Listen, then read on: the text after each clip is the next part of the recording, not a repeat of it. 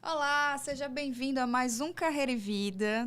Hoje eu trouxe mais um convidado super especial e a gente tem tantas fases juntos, né? Verdade. Mas deixa eu apresentar para vocês Farley Monteiro. O Farley, gente, ele é psicólogo e especializado em terapia cognitivo-comportamental do esquema e focado nas emoções. Terapeuta de casais e também é pastor na Igreja Evangélica da Batista, não é isso? Do Farol. Seja muito bem-vindo, viu, Farley, aqui. Muito obrigado pela sua presença, disponibilidade. Farley, gente, ele foi meu terapeuta de casal. Como também foi quem fez aí a introdução do meu batismo na igreja, Sim, junto com meu esposo, assim que a gente casou, não foi isso? exatamente, Carol. Como você falou, né? Em fases diferentes, Foi. mas muito interessante realmente todas essas nossas vivências. Mas eu É. agradeço também o convite, muito bom estar com vocês. Pela primeira vez aqui, e foi um convite que já tinha acontecido, a gente ficou tentando ver quando Isso. aconteceria. Que bom que saiu. E eu fico feliz de poder compartilhar tanto dessa questão de vida, né, como também de carreira, Carreira. né? E que eu acho também que talvez desperte curiosidade de alguns essa questão de ser pastor, ser psicólogo. Sim, a gente já começa então introduzindo esse assunto. Por quê, né? Porque eu acho que não muito longe, é até recente, a gente ouvia muito essa questão de não misturar. Eu não sei se é a questão da fé com a ciência, né? Se havia um choque, digamos assim, de crenças nesse sentido. Como é essa questão hoje em dia, né? Atualizada. Tá, então, de certa forma, em relação à ciência, à psicologia, à teologia, ao exercício da psicologia e o exercício pastoral, continuam sendo coisas Diferentes. diferentes e separadas, né? Então, inicialmente, como ser humano, como pessoa, eu tenho um lado espiritual, né, que desenvolvi desde a infância. Então, eu comecei a participar de igreja, eu sou evangélico desde criança, Isso. nasci Você já numa cresceu nesse família ambiente, assim, né? exatamente. Mas é bem interessante que na minha adolescência eu já começava a perceber uma vocação tanto para a psicologia, né? Era aquela, eu não sei se isso acontece com quem está assistindo, tá? Mas é aquele negócio que todo mundo quando falava, olha, faz isso, tá? O pessoal falava muito da psicologia, mas eu também percebia a vocação para aquilo que a gente chama de ministério, né? Para o ministério pastoral, né? E foi uma coisa que eu fui tentando junto a Deus mesmo, nos meus Entendi. momentos de reflexão, entender qual caminho eu seguiria. E é muito interessante porque quando eu terminei o ensino médio, eu prestei vestibular, na época já era o Enem. Aliás, o Enem não funcionava ainda como Enem, era o PSS, Processo Sim, Seletivo lembro. Seriado. E aí Da eu minha já época esse. prestei para psicologia, tá? Entendi. E a minha primeira opção era psicologia e passei, comecei a cursar psicologia, mas foi bem interessante, foi em 2005. Teve uma greve na UFAL que duraram 4 meses. E aquilo me desestimulou muito, me desmotivou muito. Eu fiquei em casa, parado. E aí aqueles pensamentos que eu tinha acerca da vocação eclesiástica, né, Sim, no ministério, que dali começou a vir com muito mais força. E para mim eu estava meio que perdendo tempo esperando o dia em que a faculdade voltasse. Eu lembro entendi. que foi de agosto a dezembro. E para mim aquilo ali parecia uma eternidade. E foi no período que eu falei, olha, sabe de uma coisa? Eu vou me embora para Recife. A gente tem um seminário batista lá em Recife. Eu falei, eu vou lá, vou estudar. E fui com muita convicção da minha decisão. Alguns perguntavam, e a psicologia, como é que vai ser? Aí eu falei, vou trancar o curso. Tanto que a UFAL voltou em dezembro, né? E aí quando voltou, foi naquela pressa, a gente teve o quê? 2 meses para cursar, sei lá, 5, 6 meses de Sim, curso. E aí eu tranquei, assim que eu acabei, emendei, inclusive, eu lembro que eu fiz a minha última prova dia 31 de janeiro, dia 2 de fevereiro começou minhas aulas no seminário. Tive um entendi. dia de transição de Maceió para Recife. E aí fui para lá, comecei a cursar teologia, assim, super convicto da decisão, amei o curso. E aí quando eu estava mais ou menos com 2 anos de curso, eu descobri, olhando pela internet, que abri vagas para transferência externa para a UFPE. E eu falei, olha, não custa nada tentar, né? Eu vou tentar abrir, fazer a prova, tá? Eu só precisava fazer uma prova. Eu tinha todos os critérios que precisavam, né? Fiz a prova e fui aprovado. Consegui transferência externa da UFAL para a UFPE. E eu falei, olha só, Deus está abrindo as portas, Tá vamos lá. trabalhando a favor, E é. aí fiz, eu acho que 2 anos lá, foi o tempo de eu terminar a teologia, voltei para Maceió. E aí foi Então muito você é interessante. teólogo também, né? Sou teólogo. E aí foi muito interessante que foi nessa época que eu acho que a gente se conheceu. E foi um período, inclusive, que eu fui entendendo um desdobramento dessa vocação. Porque eu comecei a trabalhar na minha igreja aqui, local, como a gente chama. Mas eu tinha também uma vocação para trabalhar no que a gente chama de obra missionária fora do país. Eu lembro que você fez. E aí, 2013, comecei em 2013, eu fui para a China. Passei 4 anos morando na Ásia. E aquele foi um divisor de águas para você, não foi? Em todos os sentidos. E aí foi muito interessante que eu tranquei meu curso mais uma vez, né? Mas nunca foi por desistência da psicologia. Foi por entender que, olha, eu Não, preciso é o dar esse momento passo. ainda. Isso. É. E aí fui para lá, voltei em 2017. Mas voltei convicto. Olha, faltam 2 anos só para me formar. Então eu vou terminar o meu curso. Aí não sabia. Então, naquela época, você já estava... Já cursava psicologia, eu estava mais ou menos cursava. 6º, 7º período. Faltavam 2 anos. Voltei. E aí foi muito interessante que foi na China. Eu estava lá, eu vou até contar que é interessante a história. Eu tive um sonho trabalhando com casais. E naquela hora veio muita coisa na minha mente, assim, direcionando para isso. Eu falei, olha, eu vou terminar meu curso de psicologia e eu vou procurar alguma especialização para casal. Eu estava completamente por fora como é que estava de especialização aqui no Brasil, aqui em Maceió.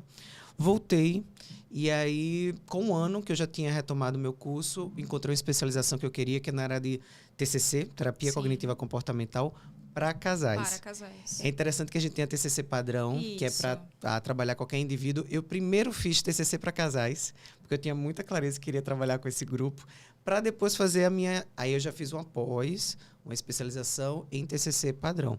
E aí terminei a psicologia, já comecei a atuar com casais. Sempre foi muito meu foco, adultos e casais.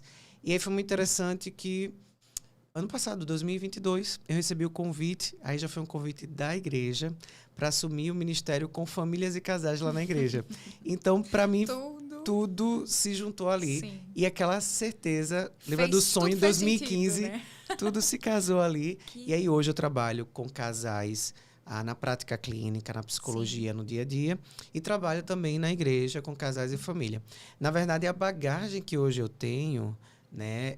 Que eu acho que até na percepção, no olhar, na escuta, tá certo? Um contribui com o outro, porque exato, eu estou o tempo todo lidando com desafios, né? Da realidade conjugal.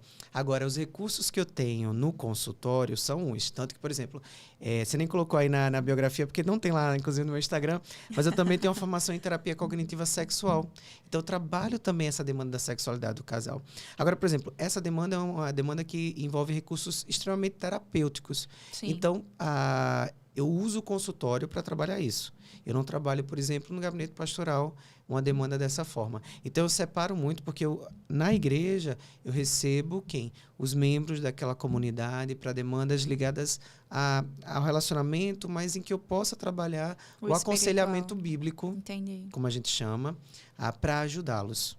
Tá? Já no consultório, eu vou utilizar o quê? As abordagens com base científica que eu tenho, recursos terapêuticos cientificamente comprovados para ajudá-los nas demandas deles. Mas essa questão de ser casais e adultos, isso de repente não foi da tua experiência já vendo essa questão da família? Totalmente. Na igreja? Porque tem muito isso, né? Então, e aí, quem veio primeiro ovo ou a galinha, né? Exato. Mas, na verdade, eu acho que a minha prática e abordagem, né? Na verdade, nem abordagem. Abordagem também, mas o nicho de trabalho, pelo menos na psicologia, envolve muito a identificação do profissional. Eu tenho colegas que trabalham com criança e fazem um trabalho belíssimo. Eu nunca... aliás... Até quando eu era adolescente na igreja, eu trabalhei com crianças. Mas não é a área onde eu me identifico. Sim. Tá? Envolve muitos recursos, uma linguagem própria, né? Um referencial teórico próprio para a infância. Não é a minha área. Nunca me identifiquei, como profissional adolescente e criança.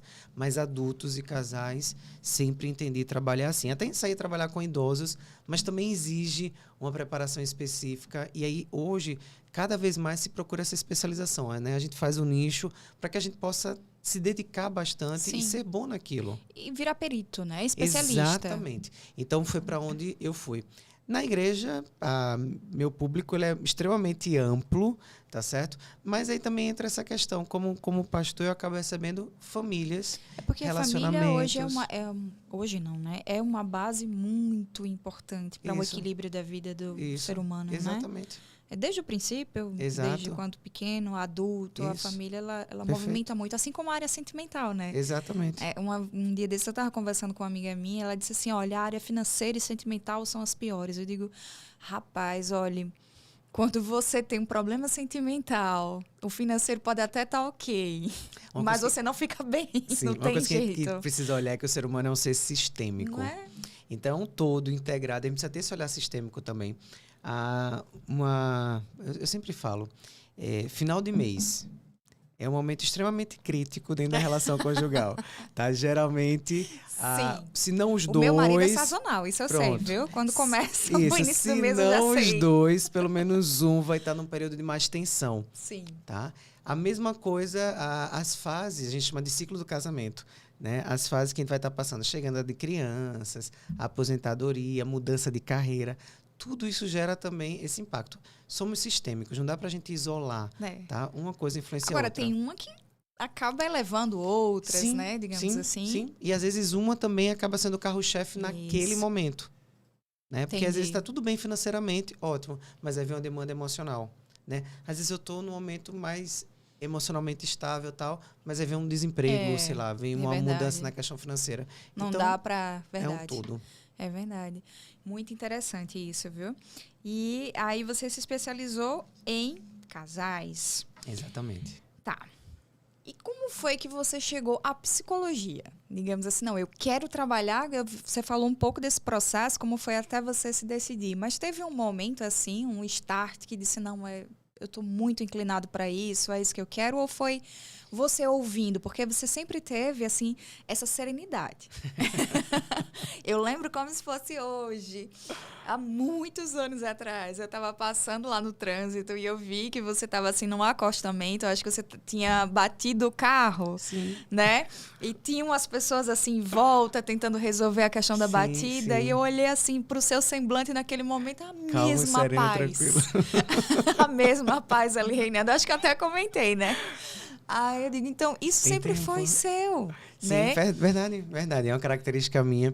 Agora, é muito interessante porque, em relação à psicologia, cursar sempre foi uma convicção. O exercício foi que teve momentos, sim, que eu fiquei na dúvida. Inclusive, nessas escolhas, teologia, psicologia, eu falei, olha... Inclusive, o receio até... Será que dá para conciliar? Será que dá para exercer os dois? Mas eu acho que depois que eu mergulhei mesmo na psicologia, eu digo mergulhar quando eu fui desenvolvendo...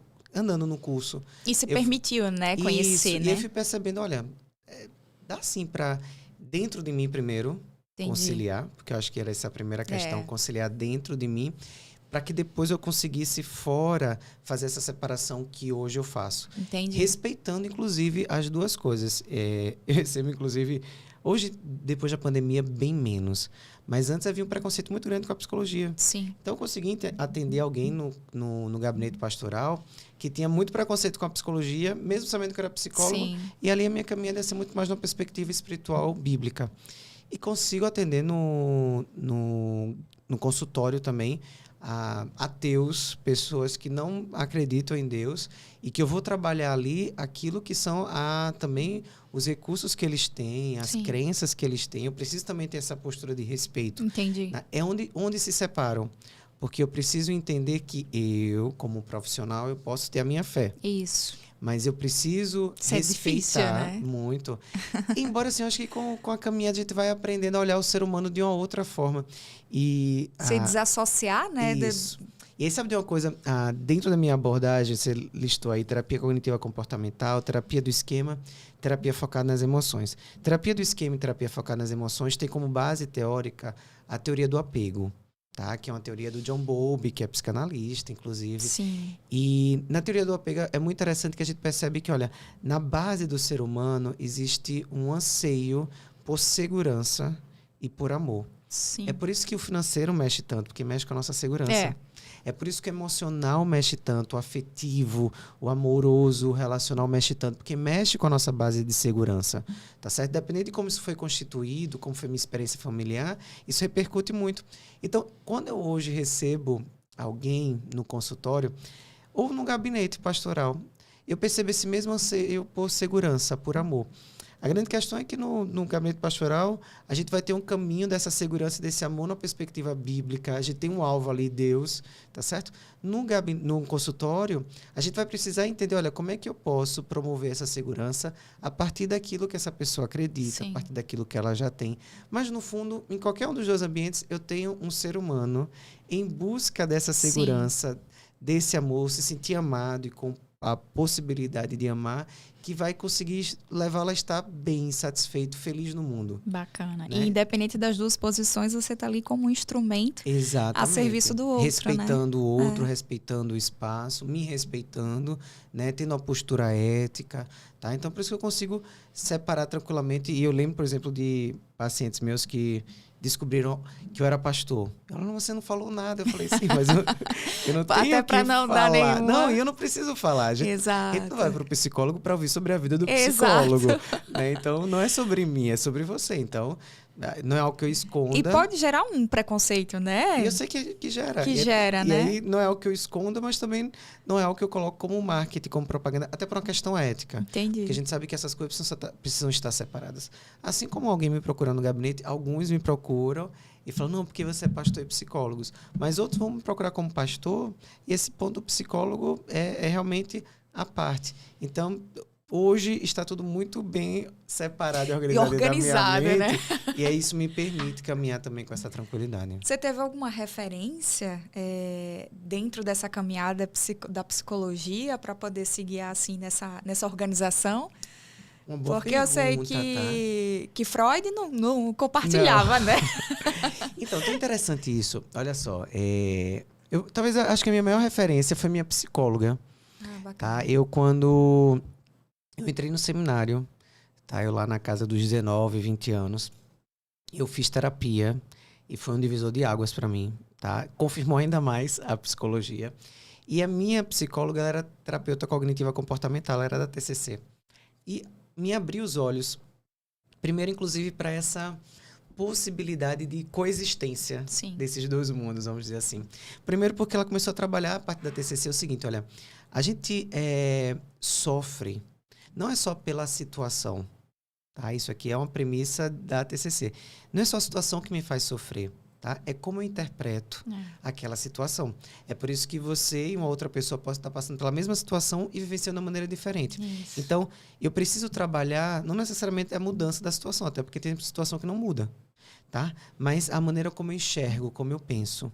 E quando eu mudo a minha maneira de pensar, isso influencia a minha maneira de sentir e de me portar no mundo. Logo, meu sofrimento acaba sendo amenizado ou até mesmo resolvido. Quando eu vi isso, eu lembrei de Romanos 12, que fala o seguinte, olha, transformai-vos pela renovação da vossa mente. Sim. E aí eu até brinquei com ela na época, eu falei, essa abordagem ela tá baseada na Bíblia. Porque tem uma coisa muito a ver com a outra. E quando eu vi aquilo, eu falei, não, gente, por que eu vou encarar somente como se fosse algo conflitante, tá? Se eu posso encontrar esses pontos de convergência entre um e outro. Claro, respeitando a ética, respeitando a crença de cada um, mas para mim, naquele momento como paciente, fez sentido. E a partir dali eu comecei a me abrir para essa possibilidade. E aí vejo justamente isso, recursos, né, e compreensões teóricas que ajudam e que eu posso utilizar para aquele que tem uma determinada fé, tá? E para aquele também que não tem uma fé ou tem uma fé diferente para mim, que a minha, mas que a minha abordagem ali. Então eu comecei ali com a TCC e é muito interessante porque eu fui depois me aprofundando na terapia do esquema, que na verdade é um desdobramento da TCC. Ela surge com um discípulo de Aaron Beck, que é o fundador da TCC, e ele percebe, olha, a gente precisa mergulhar mais em algumas questões emocionais, tá? E aí ele vai beber um pouco na psicanálise, tá? Tanto que ele tem ali Bowlby. Ele vai trazer um pouquinho da Gestalt, tá? E aí é muito interessante porque ele constrói a terapia do esquema. Entendi. E com casais eu conheci a terapia focada nas emoções, tá? Que é muito interessante porque também tem um pé na teoria do apego, tá? E aí as coisas foram fazendo muito mais sentido. E também abraça esse diálogo, tanto que a gente considera a terapia do esquema uma terapia integrativa, tá? Porque ela permite esse diálogo com outras abordagens. Então, assim, foi só enriquecendo essa caixinha de ferramentas e percebendo, olha, por que eu vou tentar ter essa postura tão rígida, brigando? Se eu posso, na verdade, enriquecer minha caixa de ferramentas, isso só faz só favorece o meu paciente. Não precisa ser um problema, né? Não, a gente De pode, jeito inclusive, nenhum. encontrar ali um caminho. E aí, eu preciso ser, inclusive, comprometido, tá? Por exemplo, pensando na psicologia, com o meu paciente e com o problema dele. Porque às vezes eu fico com tão afinco preso à minha abordagem que ali a gente acaba não ajudando.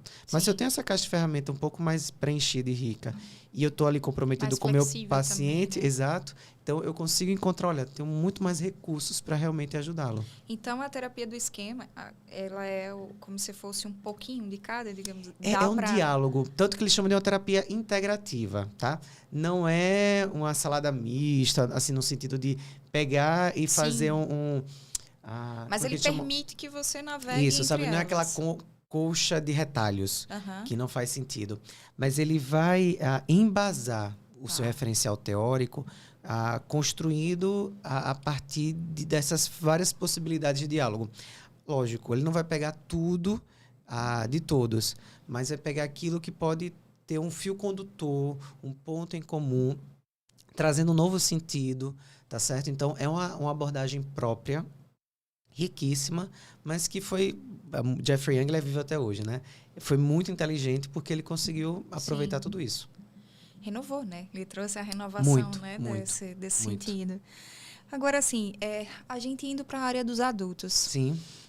A gente até vê algumas coisas na internet, algumas pessoas falam que antigamente as pessoas não eram doentes, eram mais fortes, né? Mais resilientes. E de outro lado, a gente também vê as pessoas dizendo que não, que era escondido, que não era tão à vista, que hoje a gente vê mais. Hoje, é perceptível a vulnerabilidade, digamos assim, Isso. a fragilidade emocional das pessoas. Mas você acha que isso é algo que já vem de lá e que agora que está muito mais visível, porque tem mais ferramentas, a gente consegue enxergar isso? Sempre foi assim? Qual a sua opinião Não, eu sobre não acho que isso? sempre foi assim, não. Na verdade, adoecimento, alguns transtornos mentais, eles sempre acompanharam a sociedade. Agora, a gente tem um desafio de nomenclatura, de diagnóstico. Só para você ter ideia, o Manual de Diagnóstico da Saúde Mental, que a gente chama dos transtornos mentais, né, que a gente chama de DSM, Sim.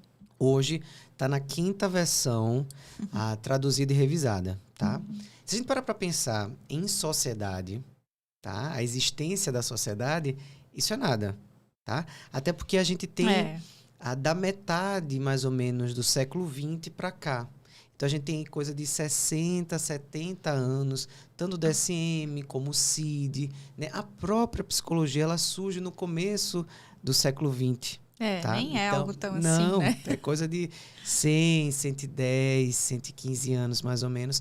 A psicologia, na verdade, é a construção teórica, e a gente tem como marco ali a psicanálise. Mas a psicologia como ciência, ela é muito mais recente, né? No Brasil, por exemplo, a psicologia, se eu não me engano, ela está completando 60 anos, tá certo? E aqui em Alagoas, a gente tem um Conselho Regional de Psicologia ainda mais recente, tá? Então, estou trazendo isso por quê? Para a gente parar para pensar que, são o quê? 5, 6 décadas, né, de uma construção realmente científica, oferecendo preparação e recursos para ajudar esses pacientes. Se a gente pensar, por exemplo, em estigma, em tabu, tá? Aí a gente vem para a década de 90 e eu ousaria dizer que da pandemia para cá. Porque eu consigo perceber claramente o olhar que se tinha para o psicólogo antes da pandemia. Foi realmente um e divisor. o olhar que se tem para o psicólogo pós-pandemia. Verdade. Tá? Porque o olhar de preconceito, né? A ideia de que, olha, psicólogo é coisa para louco, tá? Mudou, né? E a gente trabalhava, rebatia muito isso, mas era difícil, tá? Com a pandemia... Até o momento que você precisou. Exatamente. A sociedade como tudo, ela sofreu um impacto emocional fortíssimo. E as pessoas sentiram literalmente na pele, tá? Porque veio para o físico, procuraram ajuda e foi uma das áreas que mais cresceram. A psicologia, a psiquiatria.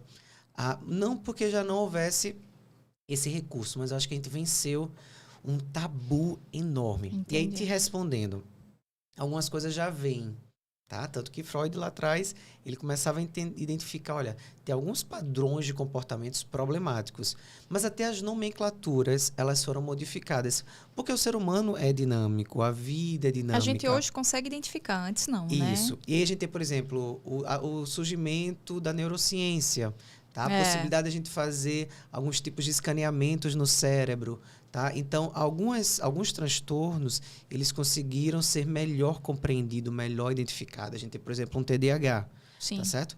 Eu penso, tá, que o déficit de atenção e hiperatividade é algo que há décadas e séculos atrapalha a vida de alguns. Mas aí vamos lá, pensando nisso, pensando na ansiedade, eu desconfio que a ansiedade, a depressão é um mal que acompanha o ser humano desde que o homem surgiu na Terra. Sim. Tá? E a gente tem registros... Só não tinha esse nome, né? Exato, a gente tem registros de escritos históricos, de poesias, na própria Bíblia, de sofrimentos do ser humano. Eclesiastes, por exemplo, a primeira vez que eu li Eclesiastes, eu digo, meu Deus, esse homem, ele estava depressivo. Tá. E a gente tem relatos, né, de príncipe, reis, relatos históricos, falando de quadros ali, de pessoas, olha, entrou ali no quarto, na cama, depois da perda de um filho, e não quer mais se alimentar e tal. A gente tem registros históricos, assim, de diferentes povos, né, em diferentes línguas. Isso mostra que esse sofrimento ele acompanha o ser humano como um todo, todo o tempo. Só que o que a gente tem agora? Além da gente conseguir diagnosticar melhor, e ainda estamos engateando, tá? Eu falei, por exemplo, do TDAH, e o TDAH é um diagnóstico extremamente recente e totalmente em construção. A gente hoje tem um novo conceito chamado de cérebro neurodivergente, onde a gente encaixa hoje pessoas que têm TEA, que tem TDAH, pessoas com transtorno de personalidade né? borderline. E não só com comorbidade, mas que tem o diagnóstico desses transtornos. Hoje, já se está estudando a existência de um cérebro que funciona de uma maneira parecida. E aí tem se dado o nome de cérebro neurodivergente. Nossa, interessante. Tá? Tanto que algumas características e sintomas se assemelham. Tá? Então, são quadros de transtorno totalmente diferentes, mas se assemelham. Só que tudo isso está engateando.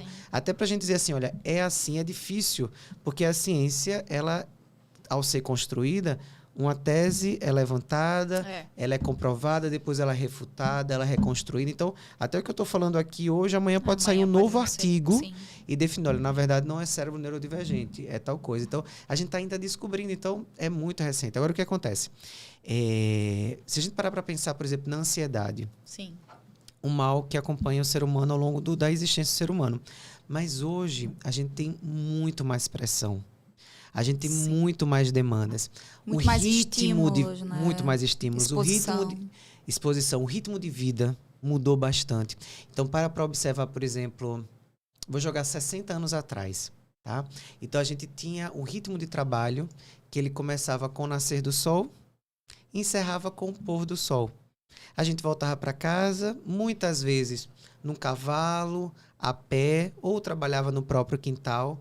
Tá? A gente não tinha o estresse de um trânsito, de hora marcada para pegar o filho na escola, para poder passar não sei aonde, para poder chegar em casa, trânsito parado, engarrafamento, não tinha nada disso. Então, esse estresse não chegava sobre as pessoas. Acabava o ritmo de trabalho com o pôr do sol. A gente não tinha luzes, por exemplo, luz elétrica. Tá? Então, escureceu. Esse era o nosso direcionamento, dia. Né? Agora, imagina só, hoje em Maceió, 6 da tarde já está escuro. 5 começa a clarear. Então, eu teria das 6 da tarde às 5 da manhã de descanso na minha casa. 11 horas. Nossa. Um sonho, né? 11 horas de descanso. E essa pressão também para produtividade, né? Produtividade, mostrar essa produtividade. Esse sucesso, né? Porque para pensar que o boom, que é onde pensar, é modinha. TDAH é modinha, ansiedade é modinha, depressão é modinha. Mas tem uma modinha muito mais séria, que é, por exemplo, o Instagram. Redes sociais, onde eu exponho ali e eu vejo, nossa, mas olha como o Carol tá bem. Olha, tá vendo? Eu preciso fazer alguma coisa também, porque a minha vida não anda... Eu nem sei como é que tá a vida da Carol, mas eu já começo a me cobrar que eu preciso estar de tal forma. Então, tem um engarrafamento, tem conta para pagar, tá certo? E eu tô recebendo notícias o tempo todo aqui na minha notificação da guerra em Israel, tá? Do aumento do combustível, disso, daquilo, N preocupações. A gente não tinha nada disso. Acontecia uma coisa, demoravam-se dias, semanas, meses para aquela informação chegar. Tá? Então, o nível de estresse era muito melhor. E o estresse é adoecedor. A gente tem, quando eu me estresso, por exemplo, o estresse gera hormônio cortisol, tá? Que é chamado hormônio do estresse. Isso afeta a imunidade.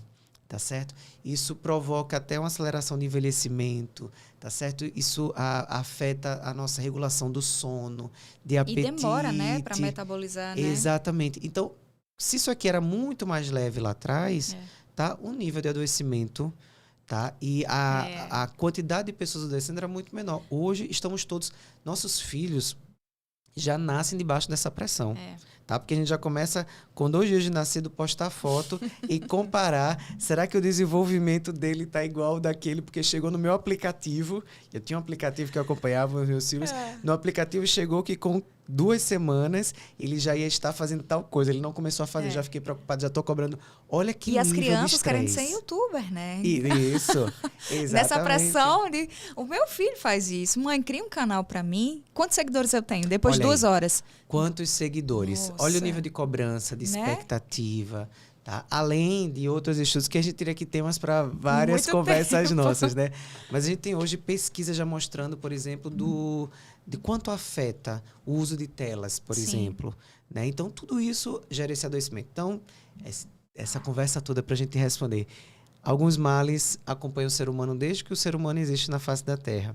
Só que a gente tem, sim, um nível maior de estresse, de demandas para a gente lidar, gerenciar hoje. Isso aumenta o nível de adoecimento e hoje a gente tem nomes para dar. E a ideia de um diagnóstico, tá? Não é para que a gente rotule, tá? Não é porque virou nome modinha que ter algum essa transtorno. Preocupação, né? Sim. A gente diagnostica, a gente dá um diagnóstico para a gente poder ter um mapa, um direcionamento para o tratamento. Sim. Por isso que é tão importante a gente diagnosticar. Mas a gente não vai também criar ali em cima um estigma ou levar a pessoa a dizer, olha, eu sou a ansiedade que eu tenho, o TDAH que eu tenho. Não, eu sou essa pessoa, tá? Mas tenho esse quadro, eu tenho esses sintomas. Entendi.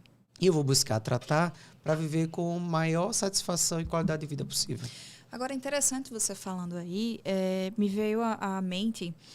A gente falando, em outros episódios aqui, a gente falou muito sobre geração Z, né? Que aí vem muito essa questão da ansiedade na geração Z, é muito mais evidente. Mas também tem uma questão. Na minha geração, mais para trás um pouco, o trabalho era como se fosse a fórmula da felicidade para muitas pessoas. Sim. Até por conta dessa segurança, né? Que as pessoas sempre buscaram, enfim. Então, era como se eu tivesse um bom trabalho, um bom emprego... Eu estava ali, era a minha fórmula do sucesso, digamos assim. Por isso, até que na minha geração, e mais para trás um pouquinho, a dedicação ao trabalho é muito maior do que a gente vê hoje, né?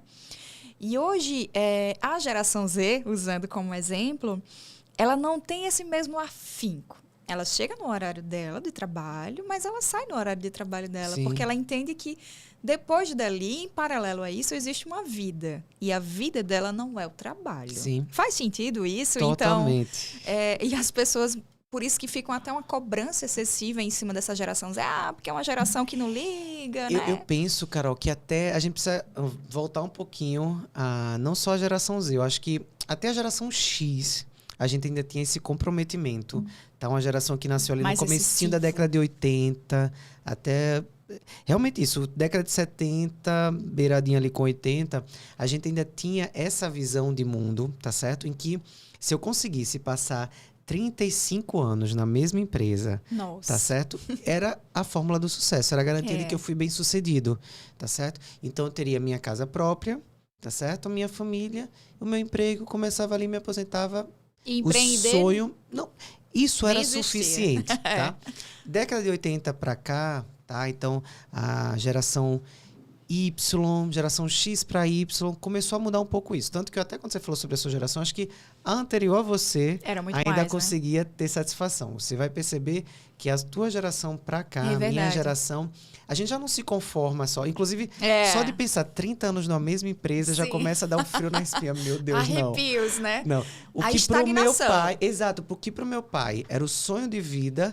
Para mim é um pesadelo. Sim. Não, eu preciso de algo novo. Verdade. Tá certo? Eu preciso empreender, eu preciso fazer algo diferente. Aí começa a vir mais de um emprego. Né? E também essa questão, olha, eu preciso fazer algo que tenha a minha cara. Eu preciso encontrar satisfação. Sim. E a satisfação não tem a ver com a estabilidade financeira, não tem a ver com a carreira estável, tá certo? É. Tem a ver com algo mais para me preencher. E aí, quando a gente tem década de 90, aí a gente tem a internet chegando e essas possibilidades de inovação dentro de um mundo paralelo, né? Dentro de Uma de um... transição também, né? Isso! E aí, essa geração, tá? A geração de Y, e aí, quando começa a geração Z, aí começa a ser totalmente diferente, porque a gente tem, inclusive, empregos, tá? Ou nem empregos, profissões que elas são totalmente digitais, tá certo? Remotas, tá certo? E aí eu posso, inclusive, empreender de diferentes formas e também não tem mais a ver só com estabilidade financeira ou com tempo de trabalho. Tem a ver com encontrar o meu lugar no mundo, de ser visto, de ter curtidas, de ser admirado, de influenciar, né? Porque agora você é o influenciador digital. Sim. Né? Então, é onde entra as grandes mudanças. Então, assim, a maneira, a mentalidade mudou. Isso acompanhou, sim, as gerações, as mudanças de gerações, influenciada pelas questões de mudanças sociais, da tecnologia. Tudo isso contribuiu. E aí, a gente tem, por exemplo, mais uma versão da pandemia. Um marco, é tudo muito recente. A gente está dentro do primeiro ano sem pandemia. Sim. Porque até ano passado a gente ainda tinha pandemia. Tinha, esse ano foi que a OMS falou que a gente não tem pandemia. Então, estamos no primeiro ano sem pandemia. Tá? E a gente, às vezes, até esquece de como era a pandemia, né? Porque a gente já está totalmente aglomerado. Mas a gente não sabe dizer ainda como é que vai ser. Mas a gente vai ter ainda muitas mudanças e uma nova geração. Tá? Inclusive, a geração pós-pandemia. Tá? Que é uma geração... Eu não consigo nem te dizer exatamente como essa geração vai se apresentar. Né? Mas que a gente vai ter uma nova geração, vai ter. É, assim, até preocupante, porque as empresas não conseguiram nem se adaptar a essa mudança, né? Assim, a gente vê ainda uma cobrança muito excessiva em uma postura que não existe mais. Sim. Né? Sim. Até em conduta, vestimenta, vocabulário, né? Qual é a empresa aqui que não vai ligar para, por exemplo, ponto eletrônico? Se você está cumprindo lá as 8 horas. Algumas já pensam, se você entregar o resultado, tá tudo tranquilo. Isso. Agora, na grande maioria, não. Ainda você não. tem que ter ali, cumprir os 8 horas, né? Direitinho. Então, assim, a questão da roupa, da adequação. Então, a diversidade, ela ainda não é trabalhada dentro desses ambientes, né? É um desafio. É um desafio grande. Então, assim, a gente como indivíduo, tá todo mundo correndo meio que para se adaptar, mas esse núcleo, que são as empresas, né, elas ainda estão muito atrasadas. Agora, observa só que grandes empresas, inclusive na nossa cidade, no nosso estado, no país, grandes empresas assim, que eram referências. Tá? Por uma questão ética, eu não vou citar o nome, mas quando a gente pensava, a empresa X, nossa, referência, fechando. Tá? Se parar para observar, a gente teve muitas empresas grandes, multinacionais, fechando. E eu penso que é influenciado também por isso. A gente hoje, não sei você, mas muitas das coisas que eu preciso comprar, eu acho que fora supermercado, embora supermercado eu também compro coisas na internet, mas eu vou para a internet, então não se sustenta. Tá? Então, as empresas que não estão se flexibilizando, se modificando, tá? Elas vão fechar, vão quebrar. Então, as pessoas, a sociedade está passando por mudanças e as empresas que não passarem não tem muito tempo de vida, não. Agora, vamos pensar, já que a gente entrou nesse assunto da ansiedade. Eu já passei por algumas situações de ter algumas pessoas dentro da minha equipe com crises de ansiedade, Sim. por exemplo. E eu confesso que, assim, a gente fica em pânico, sem saber como lidar, né? Lidar com aquilo, como ajudar aquela pessoa a passar por aquilo. Porque eu consigo identificar, né, assim, isso é uma crise de ansiedade, não parece nada físico, assim, eu acredito que seja ansiedade. Mas como é que a gente pode identificar os sinais para não ser confundido, digamos assim, e como ajudar essa pessoa? Perfeito. Muito boa a tua pergunta, até porque eu estava vendo uma pesquisa que nem é recente, tá? Acho que é 2015 mais ou menos, colocando que 9 entre cada 10 pessoas no ambiente de trabalho vão apresentar sintomas de ansiedade. Tá? E aí dentro desse grupo, se não cuidado, a comorbidade de um transtorno depressivo que pode aparecer, além de um quadro de burnout, que também está isso. Né? E aí o que a gente precisa pensar aqui, tá? Vamos lá. Primeiro, fazer a distinção entre 3 coisas: ansiedade como emoção, crise de ansiedade como uma reação ali que eu estou tendo de maneira pontual, e o transtorno de ansiedade, que é um quadro de adoecimento mental que se estende a um longo prazo, tá? São 3 coisas diferentes. A gente chama tudo de ansiedade. É verdade, mas porque são a ansiedade 3... é anormal. Isso. Ansiedade é o quê? Uma emoção que todos nós temos. Sim. Tá? Ansiedade é uma emoção que o nosso cérebro, tá certo? Ele nos ativa, né? Ele nos prepara. Toda emoção, inclusive, são funcionais, são necessárias.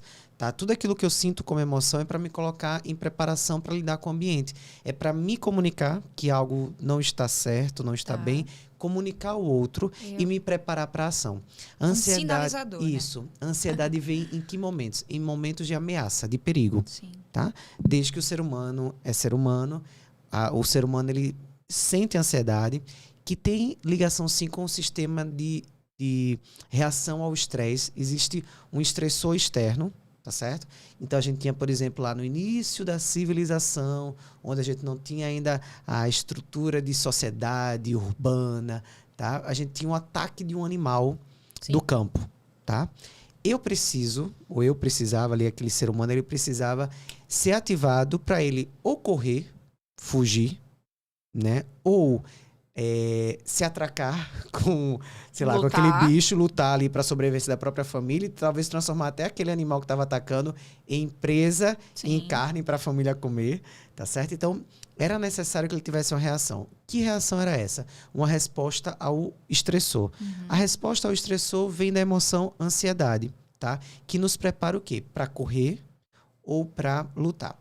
Para pensar comigo. Se eu preciso correr, tá? Que parte do teu corpo você vai precisar com mais força? As pernas. As pernas. Para correr você precisa das pernas, tá? Então todo o sangue tem que ir para a perna, tá? E também há um movimento de proteção dos órgãos mais internos para a sobrevivência. Então para observar que para eu correr, o meu corpo ele vai me ativar com adrenalina, que é aquele hormônio que a gente tem quando a gente está inclusive fazendo atividade física, tá? Correndo, tá? Então o meu corpo vai fazer isso. Como é que ele faz isso? Se eu preciso de energia, tá? Eu vou precisar, a energia vem do quê? Da ATP, né? Aula de biologia lá de trás. Sangue. Então, eu preciso que o meu coração, que é minha bomba, bombeie mais sangue. Então, o que vai acontecer com o meu coração? Se ele vai bombear mais sangue, ele vai acelerar. Ele vai bater mais forte, tá certo? Sem eu precisar fazer nada. Ele naturalmente começa a bater mais forte. Eu preciso também de oxigênio, tá? Porque a energia ela vai vir do oxigênio. Se eu precisar de oxigênio, eu vou começar a ter ali uma ventilação mais forte. Eu vou começar a respirar com maior intensidade, tá? Acelera também a respiração. E às vezes, como eu não estava acostumado, eu sinto como se fosse um aperto no peito por conta dessa velocidade do meu coração e da respiração ali. Como meu sangue ele vai ser bombeado para ir para as partes mais periféricas, tá? Todo o sangue que estava aqui na cabeça, na mão, tá? Até para proteção, tá? Porque, por exemplo, se esse leão que está me atacando, ele engole a minha mão, tá certo? Se eu estiver com menos sangue aqui, a chance de eu não morrer com a hemorragia é maior. Então, o corpo já se preparou. E aí, o que acontece? Se o sangue está saindo da extremidade, o que começa a sentir? Dormência. Parece que a temperatura esfria, um suor frio. Exatamente. E eu sinto essa dormência esticando pelo meu braço, o coração acelerado, a respiração fica mais ofegante. Palidez. Isso, foge todo o sangue para se concentrar nessa região. Essa palidez, pela velocidade da circulação, começa a me dar uma tontura, um mal-estar, às vezes dor de cabeça, uma visão como se fosse turva, a sensação de desmaio, tá certo? E prende o meu estômago, ele não vai trabalhar nesse momento, tá? Então parece que trava, eu não consigo digerir, tá? A digestão é afetada, a fome é afetada, tá certo? Como eu estou perdendo todo esse sangue da extremidade, boca vai ficando seca. Eu estou descrevendo tudo aquilo que são sintomas físicos de ansiedade, ou seja, a emoção da ansiedade, ela gera isso para que ocorra. Quando você está correndo, fazendo atividade física, você sente tudo isso. Só que a tua atenção não está nos sintomas físicos. Então, você nem percebe que tudo isso está ali, está acontecendo. Onde entra o desafio? A gente tem um estressor, vai gerar tudo isso. Para que eu reaja a esse estressor. Falei de um leão. Diante do leão, ou eu corro ou me atraco. Eu correria. Eu não tenho habilidades para me atracar com o leão. Só que os nossos inimigos, nossos estressores não são leões. Tá? É a conta de energia que veio mais cara, tá certo? É a escola do filho para pagar, tá certo? É o trânsito. Então, são coisas que eu não tenho como correr, tá? Então, o que acontece? Tudo isso se acumula, o cortisol fica ali acumulado, e aí onde vem o que a gente chama da crise da ansiedade, que é a vivência mais intensa desses sintomas, Entendi. tá? Que é diferente, inclusive, de uma crise de pânico, tá? E aí, não se preocupe, inclusive, quem está ouvindo, porque quem tem que diferenciar isso é realmente um profissional. Sim. Mas, às vezes, a crise de ansiedade, ela é acompanhada, sim, por uma crise de pânico, tá certo? Mas crise de pânico geralmente leva ao desmaio, tá? É diferente, que também é diferente do transtorno de pânico. Mas deixa eu voltar para a crise de ansiedade. Crise de ansiedade é essa experiência pontual dessa sobrecarga emocional. Só que a crise de ansiedade não significa que eu estou com um transtorno de ansiedade. Sim. O que está acontecendo? Possivelmente eu estou vivenciando alguma cobrança mais interna. A Carol me colocou para dirigir uma palestra. Eu nunca dirigi uma palestra, então vem aquela crise de ansiedade, desafio, medo. Um Saldo problema da pontual conta em casa. tá zerado e a conta chegou e eu não tenho como pagar. Vem uma crise de ansiedade. A preocupação, a antecipação de um problema gera toda essa reação. Crise de ansiedade. Quando é que a gente tem um transtorno de ansiedade? Quando a gente tem esse mesmo sintoma presente. E não só esse, tá? Porque a gente vai ter aqui alteração no sono, alteração no apetite, perda ou aumento de peso, cansaço queda de excessivo, cabelos. queda de cabelo, baixa na imunidade, dificuldades relacionais, vários outros sintomas vão vir aqui. E aí, só que eles vão ter pelo menos 2 semanas de duração consecutivas, ou seja, todos os dias, ao longo dessas 2 a 4 semanas, eu sinto aquela mesma coisa sem um motivo aparente. Entendi. Que é diferente, por exemplo. Quando você não consegue identificar qual foi o gatilho, digamos. Isso, exatamente. Eu recebo uma ligação e falo, olha, seu amigo acabou de ser internado. E eu falo, meu Deus, aí eu começo a sentir aquela ansiedade. Essa tem é a um crise. motivo, tem um estressor muito óbvio. Outra coisa, essa crise vem, Carol, por que você está assim? Não tem um motivo. Opa, não tem um motivo evidente. Reconhecido, que faça sentido. Está se estendendo com a duração de algumas semanas. Tem uma intensidade grande que traz prejuízo. Tempo de duração, intensidade e prejuízo, isso aqui já se enquadra dentro de critérios, né? Esses sintomas, para que a gente possa ter um transtorno, que a gente tem vários tipos. A gente vai ter um transtorno de ansiedade generalizada, tá? Que a gente chama de TAG, que vai... você está ansiosa com o quê? Não tem um motivo, e a ansiedade ela envolve várias áreas da tua vida, situações diferentes. Vários contextos, você está ali naquela... A gente vai ter o transtorno de ansiedade social, que se expressa apenas em experiências sociais. Geralmente, o transtorno da ansiedade social acompanha a pessoa ao longo da vida, tá? A gente tem quadros de fobias específicas também, que é algo bem específico também, tá? Então, a gente tem diferentes tipos de transtornos de ansiedade, que é diferente de uma crise de ansiedade e que é diferente da emoção ansiedade, tá? Se eu tenho uma crise de ansiedade, os sintomas eu já expliquei aqui, o que eu preciso fazer? Buscar uma avaliação. Olha, por que isso aqui está acontecendo? Buscar ajuda, tá? Para que a gente não venha a desenvolver um transtorno ou um quadro mais problemático, porque aqui tem uma sobrecarga emocional enorme, tá? E aí onde vem, Carol? Já que a gente falou de empresa, né, de trabalho, falamos agora de ansiedade, essa questão do burnout, tá?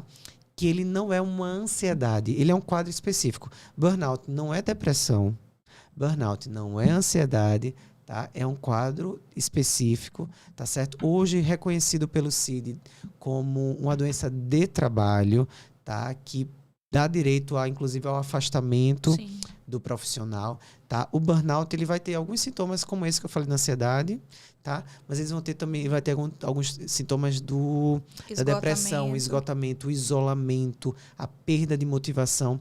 Só que burnout significa algo que se queimou. Então, houve justamente isso, uma cobrança, uma pressão, um esgotamento tão grande, aquela pessoa que deu tudo. Entendi. E ali ela se esgotou. Chegou ao ápice. E ali ela vai precisar se tratar, tá? Então, só apresentar aqui que são coisas diferentes, que às vezes tem sintomas que são parecidos e precisa de diferenciação, mas independente se você está percebendo sintomas depressivos, ansiosos ou de burnout, procure apoio, ajuda, não deixe a coisa piorar.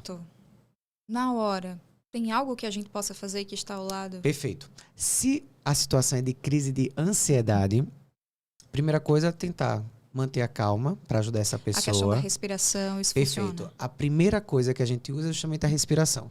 Que respiração é essa? Essa é uma técnica terapêutica, tá? Mas que não tem contraindicações. Então, qualquer pessoa pode utilizar. É uma respiração, inclusive, que a gente chama de respiração diafragmática, Sim. utilizada, inclusive, por profissionais da fisioterapia.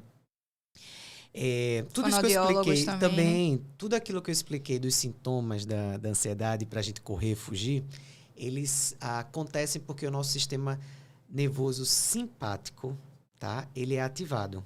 O simpático é o O nome. simpático, não tem nada de simpático quando ele faz isso, né? O que eu preciso fazer? Ativar o antagonista dele, o que faz o efeito contrário a ele, que é o sistema nervoso parasimpático. Uhum. Eu até brinco, olha, ele para o O simpático mesmo, boa. tá? E aí, como é que eu ativo o parasimpático? Tá? Medicações fazem isso, mas eu posso ativar o parasimpático com a respiração diafragmática. Tá? Diafragma é um músculozinho que fica aqui na altura do estômago, tá?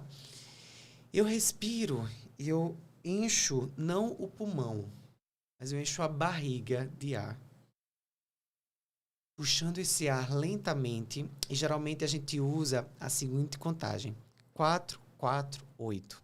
Eu puxo o ar contando até 4. Seguro e conto até 4. Isso. Libero esse ar pela boca. Eu puxo pelo nariz, libero pela boca contando até 8. Por isso que é 4 puxando pela boca, 4 segurando dentro de mim, 8 soltando pela boca. Olha aí, gente, que dica importante, Lentamente, né? todos, a puxada e a soltura desse ar. Quando eu faço isso, lógico, nem uma vez, é muito interessante como é que a pessoa pode ajudar. Porque às vezes quem está com a crise de ansiedade não consegue nem contar. Não consegue fazer respiração. Então eu posso dar a mão, dizer, Carol, conta comigo. Vamos lá, eu vou puxar junto com você. Puxo o ar, solto, seguro, solto lentamente. Faz isso umas 10 vezes. E aí quando a gente começa a ver um efeito, porque aí quando o parasimpático começa a ser ativado, e aí ele vai trazer tudo aquilo que são os hormônios que a gente precisa para diminuir o nível de adrenalina, de cortisol. Claro, junto a isso eu posso sim dar uma água, tá? Mas a primeira coisa, tenta respirar com essa pessoa, tá? Segura a mão dela, se você tiver essa proximidade, mas é válida, tá certo? E aí, leva ela para um lugar sossegado, ajuda ela ali a continuar respirando, tá certo?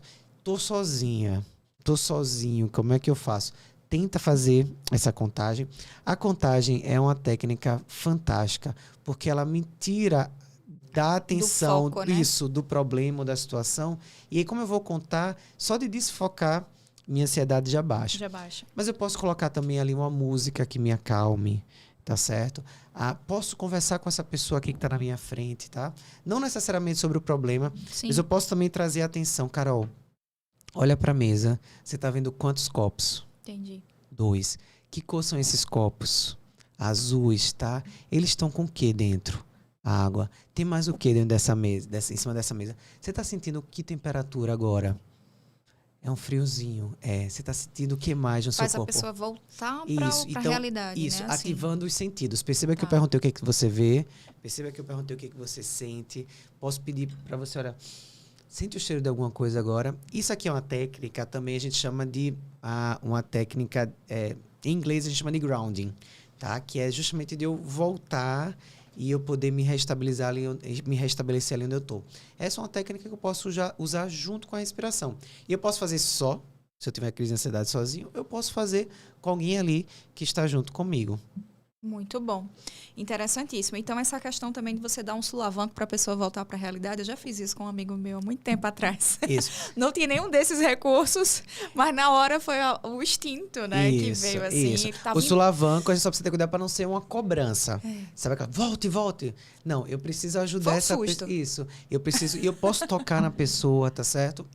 Mas respiração não tem técnica melhor para ajudar. E essa questão do burnout, é por isso que a gente vê tantas pessoas mais ansiosas no ambiente de trabalho também? Essa cobrança excessiva? Isso. E aí a pressão, às vezes... Por resultado, por também, produtividade, depende por da performance, empresa. né? Às vezes a gente tem ali um assédio também. Sim. Tá? Às vezes não é só cobrança, mas é ameaça.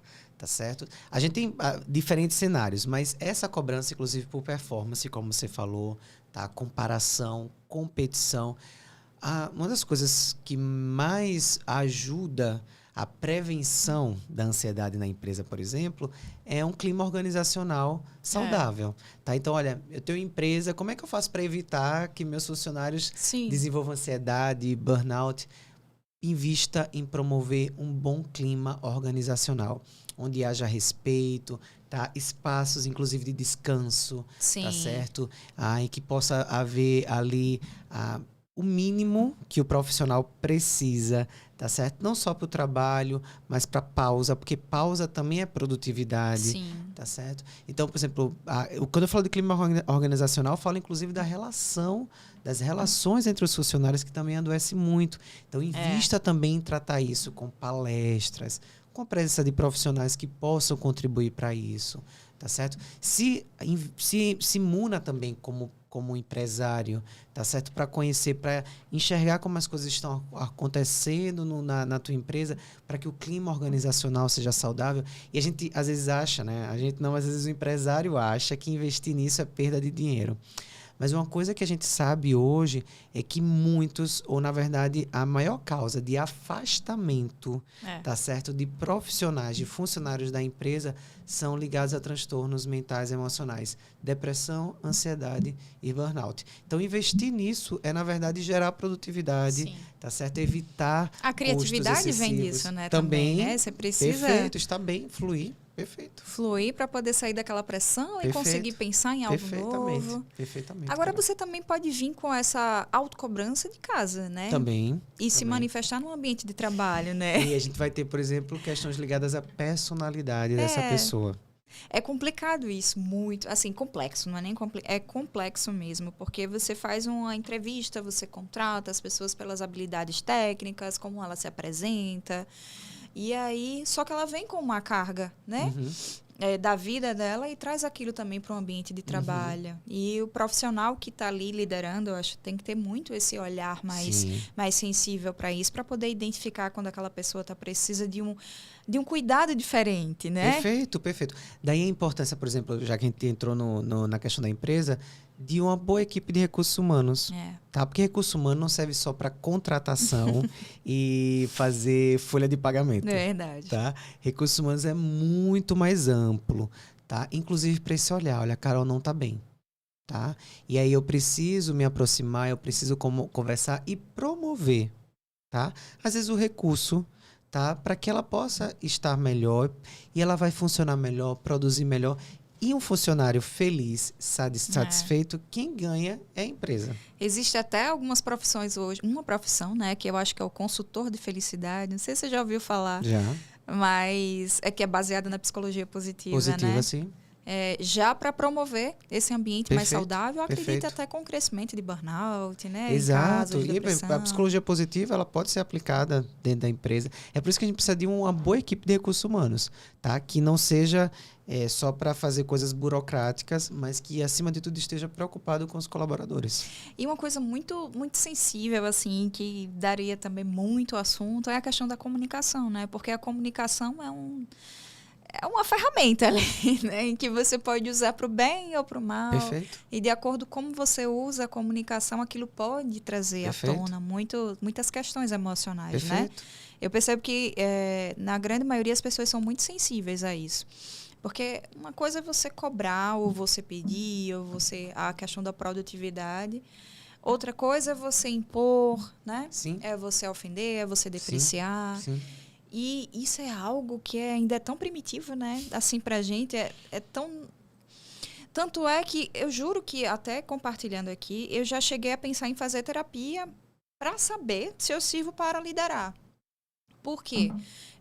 Porque eu sou tão cobrada para que a minha liderança seja igual aos demais, e como eu não me encaixo nesse padrão, a competência ela fica ali em risco. Será que essa pessoa é competente? Porque aos olhos de quem não está habituado com essa forma de liderar, né, mais humanizada, pode achar que você está sendo ali passiva, permissiva, ou de repente até boazinha demais, né? Que tem até aquele jargão que o bonzinho não é eficiente. Então, existe esse duelo ainda, né? As pessoas ainda não estão prontas. Sim. E eu penso que essa questão da liderança, você está trazendo um ponto muito interessante, Carol, que é a personalidade da pessoa e o quanto isso influencia no seu nível, inclusive, de satisfação ali diante da sua carreira, diante da sua profissão e até mesmo, digamos assim, uma predisposição para o adoecimento. Tá? Porque muita rigidez, é muito interessante isso, tá? A gente enxerga isso na psicologia, que muita rigidez adoece. Então, a gente precisa ter flexibilidade, tá? Mas quando a gente fala, por exemplo, sobre liderança, além da gente ter características que têm a ver com temperamento, com personalidade, liderança tem a ver também muito com preparação, com aprendizado. Então, eu posso ter esse perfil, tá? Que é um diferencial da criatividade, tá certo? De conseguir ser mais empático, que eu acho que atribui e acrescenta muito ao perfil do líder, tá certo? Mas eu preciso também saber, olha, quais são as minhas atribuições, tá? E quais os recursos que eu tenho, inclusive da comunicação, para que eu exerça isso de maneira efetiva, sem me desrespeitar, respeitando a ética do local onde eu estou, tá? E respeitando também aquele colaborador, aquele funcionário com quem eu vou lidar. Então, esse conjunto de coisas. Então, eu penso que a terapia, por exemplo, ela ajudaria no autoconhecimento, tá? E a gente tem um recurso que a gente chama de habilidade social, tá? As habilidades sociais, ela enriquece ainda mais o líder, tá certo? E que pode e precisa ser trabalhado no ambiente corporativo. E, por exemplo, isso é uma das coisas que acho que são pouquíssimas as empresas no mundo que aplicam isso. Mas a gente tem hoje material para trabalhar em empresas, materiais, eu digo, da psicologia para trabalhar em empresas. Por isso que, assim, vale a pena investir nos profissionais que você vai ter ali, nos recursos que você vai poder oferecer para a saúde mental dos trabalhadores. Bacana, porque, assim, eu não gosto muito dessas caixinhas de padrões, digamos assim, de rótulos, né? Porque eu sei que é muito aplicado no mercado essa questão, você é o líder executor, você é o líder tal, você é o líder tal. Eu mesma sou um pouquinho de cada. Assim, eu tenho muitos traços de vários estilos de liderança e não consigo me encaixar em um único, sabe? Então, e eu vejo que isso é muito utilizado dentro das empresas. Então ela é, digamos assim, aquela líder que é o paternalista. Pronto. Sim. Tem esse termo também, né? Que é utilizado. Muito paternal, muito... E se a gente for olhar assim no sentido também, quando você está liderando ali, é bem parecido mesmo com criar filhos, né? Sim, verdade. Você está educando de uma certa forma, só que uma educação voltada para outro âmbito, para outro tema e tal. Não para a vida. Você não está educando pessoas para viver, mas você está educando pessoas no ambiente corporativo.